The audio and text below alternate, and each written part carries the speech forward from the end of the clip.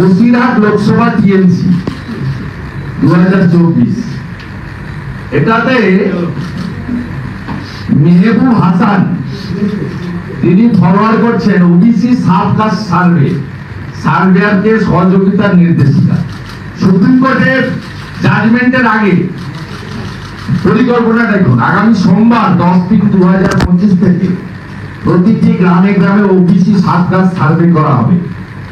এটি সঠিকভাবে সম্পন্ন করার জন্য সার্ভেয়ার, শিক্ষিত সমাজ, ইমাম সাহেব ও গ্রামবাসীদের ভূমিকা অত্যন্ত গুরুত্বপূর্ণ।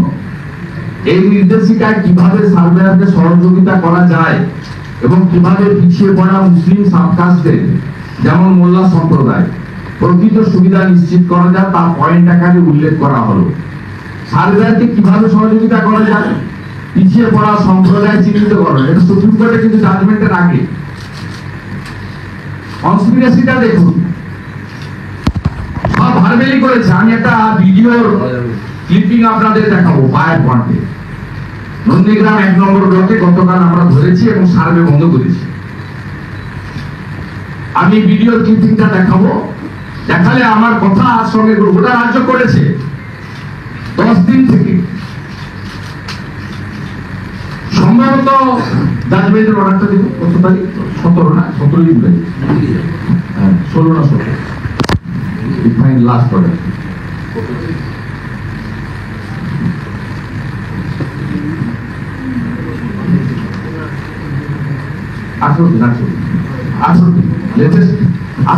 এ বলছে 10/3/2025 থেকে সার্ভে হবে এবং তার বাড়ি চিহ্নিত করা, এবং সব সার্ভেতেই শুধুমাত্র মুসলিম কমিউনিটির সার্ভে। পুরো ওবিসি যদি রিসার্ভে করতে হয়, জাতীয় ওবিসি কমিশন যার চেয়ারম্যান হচ্ছে প্রাক্তন সাংসদ হংসরাজ আহির, সেখানে অনুমোদিত তালিকা রাজ্য সরকারের নতুন করে করা 113টি সাবগ্রুপ সবার সার্ভে হওয়ার কথা। কিন্তু কেবলমাত্র এখানে দেখুন, বাংলা সহায়তা কেন্দ্র বিএসকে কে দিয়ে এরা এগুলো ভিডিওতে দিয়ে করিয়েছে।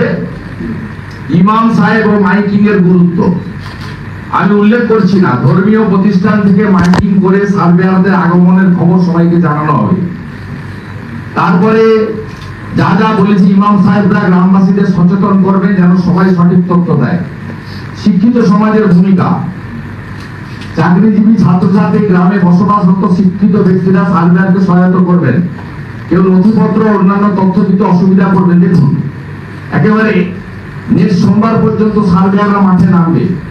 প্রত্যেক গ্রামে ইমাম সাহেবদের মাধ্যমে মাইকিং করা হবে। গ্রামের যুবকরা স্বেচ্ছাসেবী হিসেবে কাজ করবে। আমি তাকে ডকুমেন্ট দিয়ে দেখছি। এই ভদ্রলোকের নাম মেহবুব হাসান, বসিরহাট টিএমসি গ্রুপে সার্ভে পোস্ট করেছেন, সরকারি পোস্ট। সরকার আর দল শব্দ এক, সরকার দল পুলিশ কেউ আলাদা নয়। Benchmark survey community. এবারে কাম টু দি পয়েন্ট। আপনি দেখুন, যেটা গতকাল আমরা নন্দীগ্রাম 1-এ পেয়েছি, name of the head Sheikh Ansar, community name and code Muslim দর্জি।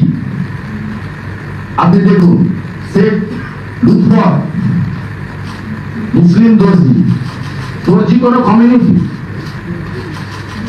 এরা বাবা সাহেব আম্বেদকরকে মানছে না, সুপ্রিম কোর্টকে মানছে না। দেখুন, এই লোকগুলোকে বাঁচানোর জন্য হিন্দু ওবিসিদের শেষ তো করে দিয়েছেন, বাকি যেটুকু আছে শেষ করার জন্য মমতা বন্দ্যোপাধ্যায়ের কাণ্ড কারখানা। দেখুন, সুপ্রিম কোর্টের অর্ডার 18ই মার্চ, সার্ভে শুরু 10ই মার্চ।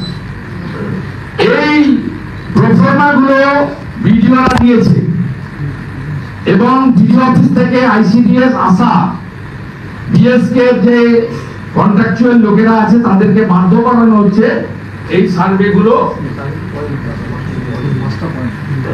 5টা পয়েন্ট হচ্ছে বসতি স্থাপনের ধরন, পানীয় জলের উৎস কি, পাড়ার অন্যান্যদের সাথে এটা হচ্ছে আপনার এটা ক্রাইটেরিয়া, কিন্তু এর সাইটেরিয়া নেই। এবং কমিউনিটির নাম লিখছে দর্জি। দর্জি কমিউনিটি আপনারা কোনোদিন কোথাও শুনেছেন? এবারে দেখুন, উইদাউট এনি অর্ডার, উইদাউট সব ভারবেলি করছে এবং এটা মনস্পন্দ করাচ্ছে বিসিডব্লিউ সেক্রেটারিকে দিয়ে। নন্দীগ্রাম 1 নম্বর ব্লকে পঞ্চায়েত সমিতির বিজেপি সভাপতি শ্যামল সাহু,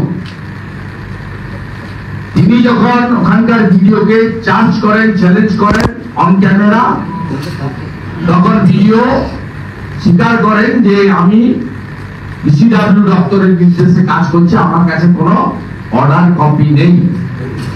অথচ এই ধরনের বেআইনি প্রফর্মা দিয়ে সুপ্রিম কোর্টকে বুড়া আঙ্গুল দেখিয়ে ইতিমধ্যে এই নতুন সার্ভের বিরুদ্ধে মহামান্য কলকাতা হাইকোর্টে মামলা দাখিল হয়েছে। আমাদের ওবিসি মোর্চা রাজ্যের সভাপতি অজিত দাস মহোদয় এবং আমরা পশ্চিমবঙ্গ বিজেপির ওবিসি মোর্চা পার্টি হওয়ার জন্য আবেদন করব এবং আমাদের হাইকোর্টের মূল মামলাতে পার্টি আমাদের যদি গ্রহণ করেন মহামান্য আদালত, আমরা বলবো জাতীয় ওবিসি কমিশনকেও এই মামলার পার্টি করে তাদের বক্তব্য নথিভুক্ত করতে হবে।